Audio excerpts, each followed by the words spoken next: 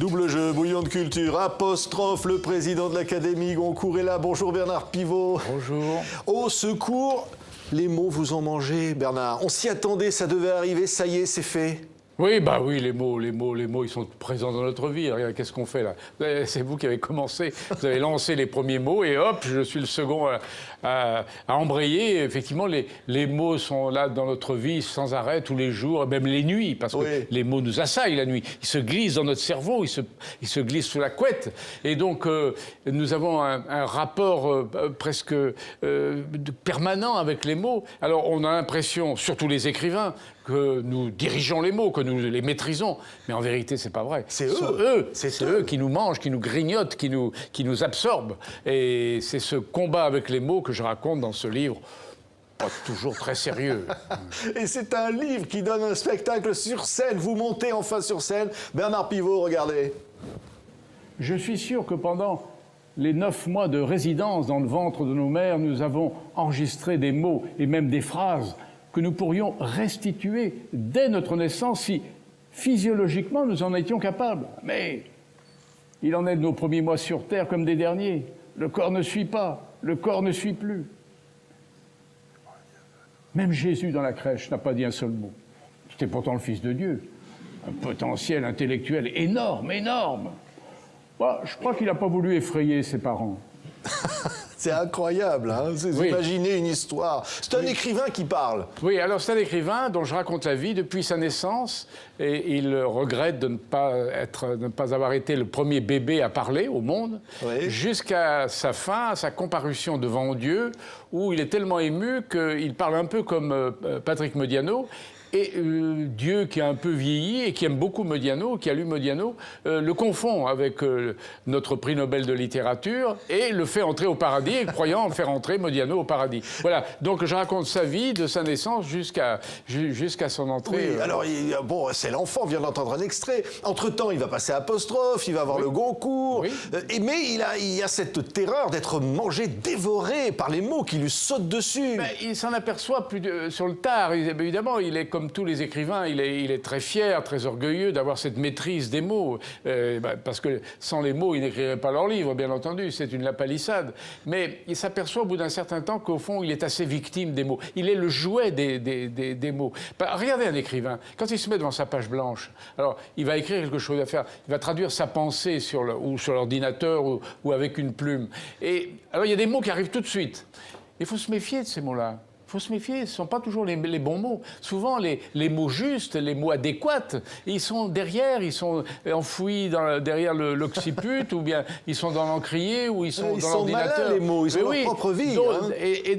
Mais ils sont vicieux, même souvent, très vicieux. Et donc, il y a toujours un combat entre l'écrivain et les mots, et c'est ce combat que je raconte dans ce livre. Alors, ce qui est incroyable, c'est qu'il commence, vous l'avez dit, à sa naissance quasiment. Il a envie de parler, il a les mots, il babille, mais c'est des mots qui sont des glutineries. Oui, je dis toujours que ce qu'on prend pour des glaires, ce sont des mots liquides. Parce qu'effectivement, je pense que les bébés, ils ont tous envie de parler, mais ils n'y arrivent pas parce que physiologiquement, ils n'y arrivent pas. Mais je pense que beaucoup de bébés, s'ils étaient capables, ils parleraient. Parce que dans le ventre de leur mère, ils ont emmagasiné effectivement pas mal non seulement des mots, mais des phrases et même peut-être des conversations. Oui, c'est incroyable. Il dit les mots sont mes doudous, je m'endors avec. Oui, parce que ça, c'est un souvenir personnel.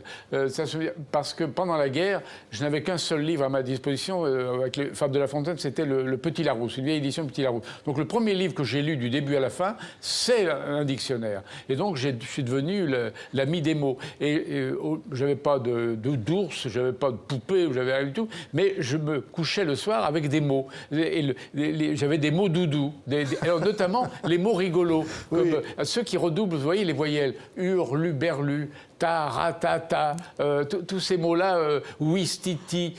J'aimais beaucoup ce genre de mots qui sont rigolos et je m'endormais avec ces mots. Et est-ce que Bernard, vous aviez des copains comme votre héros dans la pièce? Ces copains s'appelaient Petit Larousse, Petit Robert? Oui, oui, parce que alors je connaissais pas Petit Robert à l'époque. J'ai appris à le connaître après, mais mon premier ami, mon premier copain, mon premier pote, j'avais 8 ans, 9 ans, c'est Petit Larousse. Ce qui est incroyable, ça. Hein, parce que les autres copains, ils aimaient les cartes postales, ils aimaient d'autres choses. Oui, j'ai toujours remarqué que mes camarades préféraient effectivement les images, les films. On n'en avait pas beaucoup pendant la guerre, mais enfin les cartes postales, tous les photographies dans les albums. Mais moi, non, je préférais les mots. Je trouvais que les mots évoquaient plus des pays ou des aventures que les images. Regardez, par exemple, prenez le mot Ouzbékistan.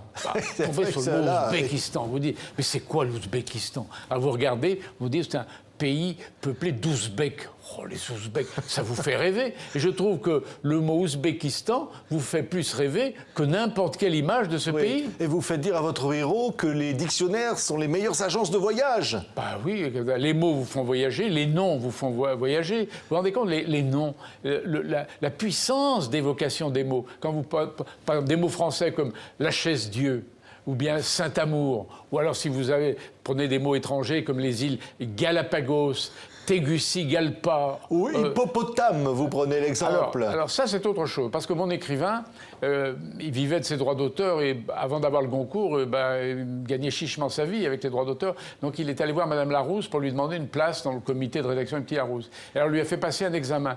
Et alors, il lui a proposé de rectifier l'orthographe, parce qu'il y a des mots, effectivement, qui ne sont pas... on pourrait changer l'orthographe, parce qu'elle n'est pas juste, elle n'est pas équitable. Vous prenez, par exemple, ex-mari, ex-femme. Oui. Bon, il y a un trait d'union. C'est idiot, parce qu'ils sont séparés, enfin, ils sont engueulés, ils sont séparés, ils ont divorcé. Et vous continuez de leur mettre des traits d'union. C'est ridicule, oui. Mais c'est ridicule. Donc il propose à Mme Larousse de supprimer les traits d'union. Oui. Et alors, elle n'est pas très pour. Comme de mettre 2 points qui s'envoient en l'air au-dessus du mot coït. Alors, oui, alors ça c'est un joli mot, le mot coït avec ces 2 petits points qui s'envoient en l'air. Mais moi, il propose à Mme Larousse de retrouver ces 2 petits points qui s'envoient en l'air sur le i du mot jouir. Ça serait naturel. Oui, ça va de l'un à l'autre, c'est normal, non? Oui. Et alors, elle est plutôt pour, là. Hein. Mais il trouve aussi que les mots sont un peu misogynes. Ah bah oui. Quand même, bon, les femmes ne sont pas bien traitées par les mots. Ah oui, alors ça, c'est vrai que le français, c'est une langue un peu misogyne, parce qu'il y a le féminin, mais il y a surtout le masculin et le masculin neutre qui prend souvent la place du féminin. Et alors, mon écrivain, il s'aperçoit que c'est pas facile avec les mots féminins, parce que, par exemple, le féminin d'un tribun, c'est une tribune. Vous pouvez pas, ça marche pas. Alors il se dit, mais si j'écris, par exemple, ou si je dis il faisait froid à Compostelle et des centaines de pèlerins serraient contre eux leurs pèlerines, qu'est-ce que les gens vont comprendre, vous comprenez? Oui. Et un gourmet, une gourmette. Un gourmet, une gourmette, ça va pas du tout. Ça va pas non plus. Et est-ce que... quel beau tableau que ce jardinier effeuillant sa jardinière. Vous comprenez quoi exactement? Vous comprenez? C'est compliqué. Et femme, il se dit pourquoi on dit un A alors que c'est un E. Donc tous les mots sont des vrais mystères. Alors ça, c'est la première confrontation de mon écrivain avec la langue française. C'est-à-dire qu'il apprend à lire et à écrire, et l'instituteur lui dit, un jour, comme à ses camarades, F-E-2-M-E se prononce femme. Et il dit, mais il n'y a pas de A dans femme. Et l'instituteur lui dit, oui, mais c'est exact, oui, c'est bien vu, c'est exact, mais c'est comme ça. Le E de femme se présente A. Et le petit garçon se dit à part lui, oula, je pressens qu'avec les femmes, ça va être compliqué. Et évidemment, ça a été compliqué. Oui, parce qu'on rigole dans ce livre, il est facétieux. Ouais. Alors, évidemment, il va passer apostrophe au bout de son 10e livre. 8e, quand même, oui. Alors, il est furieux contre Pivot. Il est furieux contre Pivot, à juste titre. Oui, parce que Bernard Pivot s'est toujours vanté d'avoir invité les écrivains qui comptent dès leur premier livre. Il est incroyable, ce Bernard Pivot. Alors lui, il a attendu le 8e livre. Alors, il est absolument fou-furieux contre... Et alors, en plus, il faut qu'il se prépare avant de passer à apostrophe. Alors, il y a des conseils de Dormesson qui lui dit la veille, il faut faire des choses.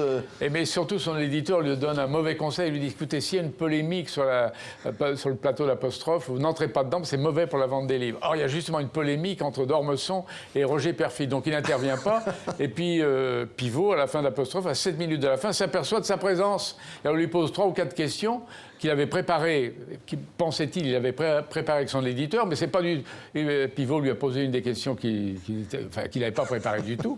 Et du coup, cette émission traduction a été une catastrophe, une catapostrophe. Catapostrophe, Ouais, voilà, ouais. il invente ce mot nouveau. Ben voilà, un mot, alors Bernard Pivot, vous êtes président de l'Académie Goncourt, faites entrer le mot catapostrophe dans le dictionnaire. Je casse un peu mon image de président de l'Académie Goncourt, là, avec ce texte-là. C'est extraordinaire. Hein. Non, mais en plus, c'est vrai que la veille d'apostrophe, d'Ormesson disait qu'il fallait absolument s'abstenir de tout plaisir charnel. Oui, mais ça, c'est un peu normal. Vous savez, après toute performance, qu'elle soit sportive ou intellectuelle, il vaut mieux s'économiser. Ouais. Donc la veille d'apostrophe... Normalement, on déconseille les relations charnelles. Oui, ça, c'est vrai. Oui. Alors, votre écrivain, il va arriver jusqu'au bout. Mais va-t-il être mangé par les mots ? Il a été mangé par les mots. Lui, il a mangé beaucoup de mots, mais il a été mangé par les mots. Mais à la fin, il va se poser la question, c'est la question du dernier mot. Oui. Vous savez, il y a des écrivains dont le dernier mot est historique. Par exemple, Tchekhov, avant de mourir, il a dit il y a longtemps que je n'ai pas bu de champagne. Et il est mort. C'est magnifique. C'est extraordinaire. C'est magnifique. Et donc, mon écrivain... il prépare ses derniers mots. Et alors, je raconte l'histoire d'un grand écrivain, je ne vous dirai pas le nom, et qui avait préparé 20 ans avant sa mort son dernier mot, et qui avait dit à sa famille qu'il l'avait préparé, mais sans le leur révéler. Alors, toute la famille était réunie autour du lit dans lequel il allait mourir. On attendait, suspense, etc. Tout le monde attendait ce dernier mot, qui allait être historique, évidemment. Et puis, le grand écrivain s'est levé péniblement sur son lit, s'est redressé, très péniblement, et il a dit « Je ne me souviens pas ». Et il est mort. Voilà. Donc, oui, il y a un danger à préparer un mot qu'on risque dont on risque de ne pas se souvenir au dernier moment. Oui, c'est ça. Ce qui est magnifique, c'est de jouer avec les mots. Oui. Bernard. Bah oui, et vous jouez. Alors sur scène, on vous voit, c'est fabuleux. Vous rencontrez le public en province, au Théâtre du Rond-Point à Paris. Et alors, vous leur amenez comme ça ces mots, vous les livrez, vous leur envoyez. Oui, mais ils sont contents. C'est une seconde carrière pour moi après tant d'années de télévision. Oui. Et vous savez, c'est le contraire de ce que j'ai fait à la télévision. À la télévision, je parlais devant 1 à 3 millions de téléspectateurs, apostrophe bouillon de culture, mais je ne voyais pas les gens. Je ne savais pas s'ils étaient contents ou pas contents. Là, ils sont entre 200 et 800, mais je les vois, ils rient, ils applaudissent, ils éternuent, enfin, bref, ils vivent devant moi et les rapports sont complètement changés. Oui, c'est de dire, finalement, il y a quand même de vous dans cet auteur que vous un peu, décrivez. oui, bien sûr. C'est qui rêvait d'être romancier, qui rêvait d'écrire. Oui, mais enfin, c'est pas moi, parce que je me permets de vous faire remarquer qu'il a fait normalien. Il a normalien, il est agrégé de lettres, ce que je ne suis pas, il a le prix Goncourt, je ne l'ai jamais eu. D'ailleurs, il y a des choses qu'il ne peut pas faire à cause de ça. Ça ne peut pas appeler sa femme mon biquet ou ce genre de choses. Ah, par exemple, un écrivain... Est-ce que la femme d'un écrivain ou l'époux d'une écrivaine, est-ce qu'il peut lui dire « à quoi tu penses ?» et est-ce que l'écrivain ou l'écrivaine va lui répondre « à rien ?» C'est pas possible. Ça, c'est pas possible. Vous imaginez Proust, Diderot, Voltaire ou Rousseau, à leur femme ou à leur petite amie répondant non, je ne pense à rien. C'est impossible. Oui. Mais c'est complètement impossible. Oui, votre héros, il dit quoi tu penses, il répond au PIB de la France. Oui, alors non, mais justement, alors comme il s'est fait engueuler par sa femme a compris que quand il lui répond à rien, en vérité, il pense à quelque chose, à quelqu'un qu'il veut lui cacher. Donc, et comme il veut ne plus jamais dire qu'il ne pense à rien parce qu'il est un écrivain et que donc un écrivain pense toujours à quelque chose, alors il s'est fait un petit matelas de réponses comme ça, faciles, et il peut répondre très facilement à sa femme, par exemple, à quoi tu penses? Au PIB de la France, à quoi tu penses? À la moustache de Staline. Vous voyez, il a des réponses toutes prêtes. Oui, et ce qui est extraordinaire, c'est qu'il y a de la passion derrière tout ça. C'est presque, j'allais dire, une passion gourmande, Bernard Pivot. Oui, pour les mots. C'est que vous aimez les mots comme on aime des plats. Et d'ailleurs, vous aimez les plats aussi. D'abord, les plats ont des mots. Les plats ont des mots qui sont savoureux. On se nourrit, il y a un moment, d'ailleurs, on les mange avant qu'ils vous mangent. On les déguste, on les savoure, on les boit, bien sûr, on les mâche, etc.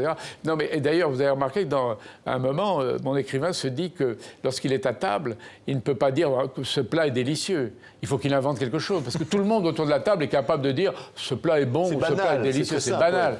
Donc lui, il doit trouver. Alors, il est devant un navarin d'agneau, il dit ce Navarin est irréfutable.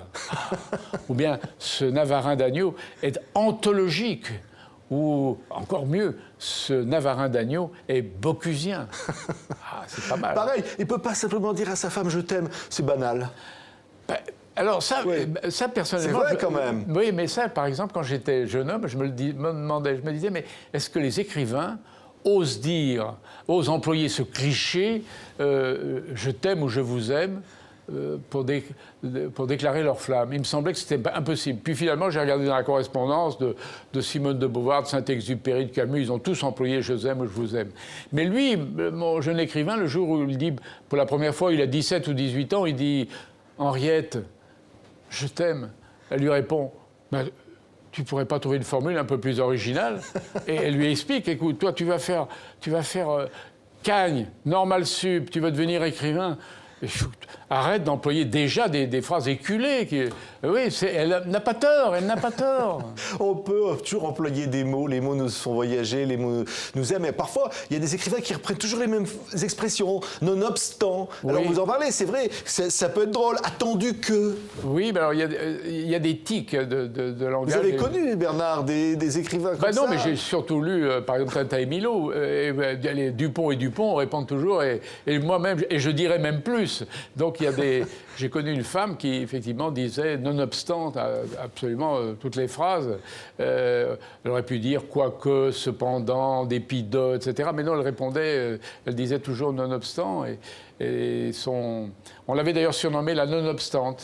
Alors, elle, ça s'en fichait, mais son mari, lui, pas du tout. Et finalement, au bout de 5 ans de divorce, 5 ans de mariage, le mari a demandé le divorce pour cruauté mentale, parce qu'il en avait ras-le-bol de ces nonobstants. Ouais. Les mots sont nos amis, ils sont modestes, prennent pas de place dans le dictionnaire. Non, enfin, ils prennent une place. Non, il y a des mots qui sont...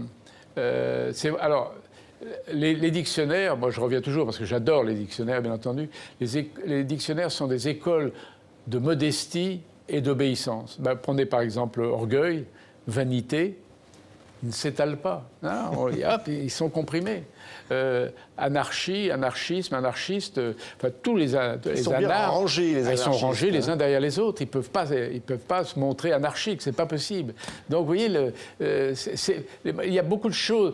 Il y a une morale des dictionnaires. C'est une morale justement de la modestie, de l'obéissance, de la gentillesse.